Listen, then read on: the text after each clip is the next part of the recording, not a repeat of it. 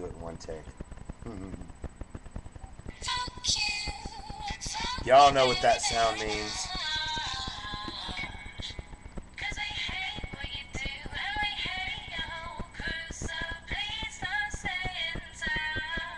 Everybody!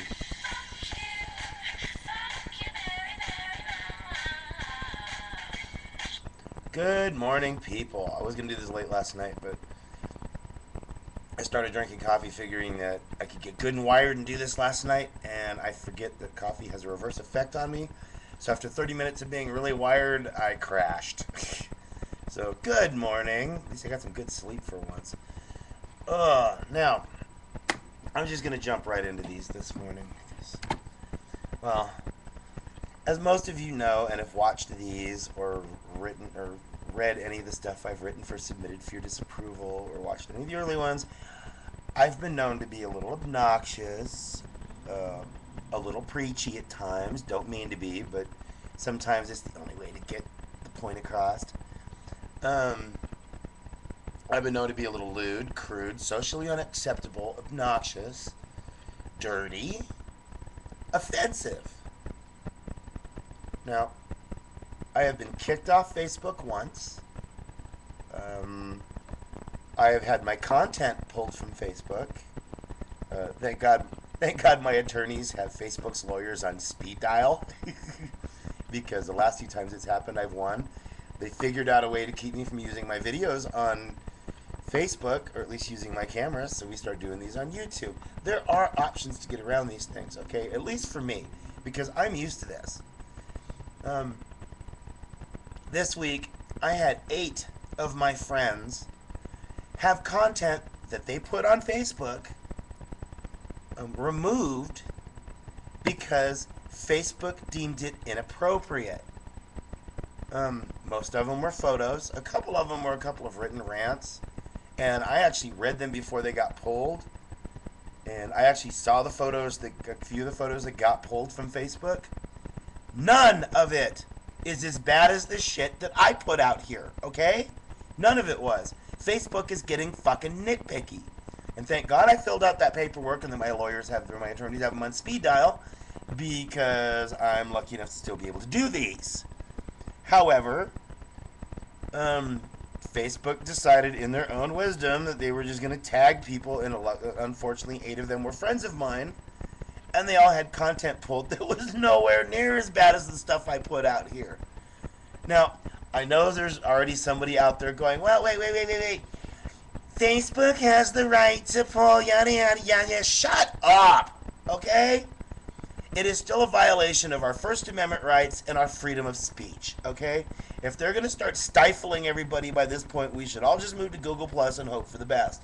Or we should all just do video rants right here from YouTube and post them all over Facebook. Now, this is where my topic comes up for this point. Because I believe that we should have a National First Amendment Day where we all post the most offensive shit we can find. All on one day, all in one shot. Let's watch Facebook go nuts. See how many of us get our accounts pulled. This could be fun. Remember, if anybody at this point gets their accounts pulled, basically our Mexico is Google Plus, or here on YouTube, so we can find each other still. And Yahoo still exists if we have to IM that way, or G Plus. So remember, people, I will be setting up a day soon where, and if I don't do it, for Buddha's sake, somebody out there set up a National First Amendment Day. This way, it's out there, and we can send it to everybody, and we can have a day where we just post the most obnoxious stuff from the heart, people. From the heart. Let's see what happens. Now, I was hoping not to sleep last night because usually, lately when I fall asleep, something bad happens. Okay? Not just to me, but to other people. Now, I'm still a little upset that Gibson guitars got raided by the UN and the FBI twice this week. And why, for those of you who don't know? Well, apparently they're using illegal wood from India. Now, the whole thing is there is a deforestation problem over there. and a lot of the wood that gets used by Gibson guitars and 7 other guitar companies, mind you,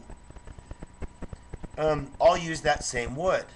Yet, instead of going after it, I'll name them. I don't give a shit. Sue me. Give it your best shot. BC Rich, Fender, PRS, just to name 3, use the same wood from India that Gibson does to make their guitars. Okay? Yet Gibson got targeted twice by the FBI and the UN for illegal wood. Okay, first off, the wood they use, by the way, was only recently made illegal. And the wood they actually use, that was sent to them to make guitars made out of, was basically dried and cured 3 years ago before this happened. So technically that wood's not illegal. If it was harvested and produced today, yes.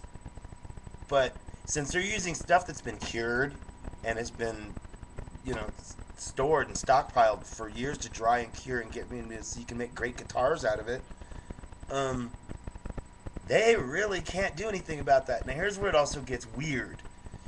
Okay, not only did they go after them twice, we also find out that the owner of Gibson, which we already knew this part, is a Republican supporter.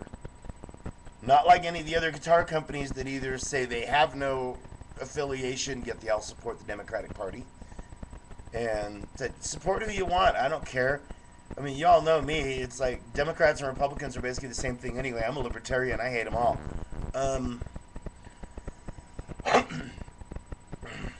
But Gibson gets targeted. Not PRS, not BC Rich, not Fender, not even Esteban. Okay? None of them. And by the way, even Esteban's custom little acoustic guitars, made out of the same wood, people. So technically, they turned around and said because Gibson is using this wood, they are considered a terrorist, or a terrorist on the watch list or whatever for the United States. They're doing illegal terrorist activities with illegal wood. It's wood, people, okay? Granted, deforestation is wrong, but it's just wood, okay? And it was wood that was cured a few years ago to do all this. Now, I do have to check my notes this morning because a lot of this was written late last night. So, after they went after Gibson for these guitars, okay, now we find out that they're talking about going in and raiding the houses of celebrities and rock stars or anybody that was on Gibson's list because they've copied everything so they know who has these guitars. Now they want to go after these people and go into their homes and confiscate their guitars. Seriously? Okay, first off, they're not AK-47s or other assault rifles in the California state area. Okay? What? So now you're going to go after people's guitars? Like, oh my god, he's got a loaded 6-string on his back.